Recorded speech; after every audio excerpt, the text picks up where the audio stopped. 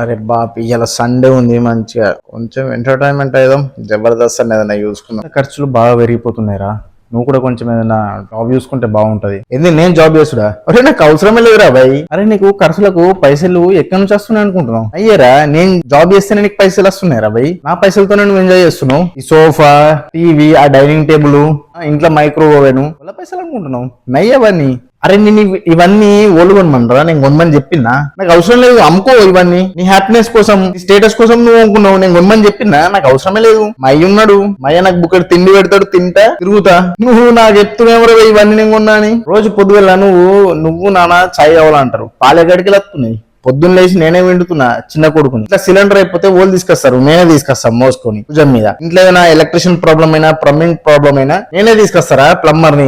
నాకంటున్నా నేను పని చేస్తాను ఇంట్లో. అరే నువ్వు ఆఖరికి వాడే ల్యాప్టాప్ కూడా నాదేరా, ఈఎంఐ లో తీసుకున్నావు. దాని ఈఎంఐ 3 నెలల నుంచి కడతలేవు. ఇప్పుడు చూడు ఈఎంఐ పైసే అని వస్తావేమ్రా? తీసుకపో, అమ్ముకో, అవసరం లేదు నాకు. మా తాత ఇచ్చిన 2 బర్రెలు ఉన్నాయి, గడ్డి వేసుకుంటా, పాలు వెండుకుంటా, నెలకిన్ని వస్తాయి. మా తాత ఇచ్చిన ఇంత ఆస్తున్నది, నా అంతూ నేను బతికేస్తా.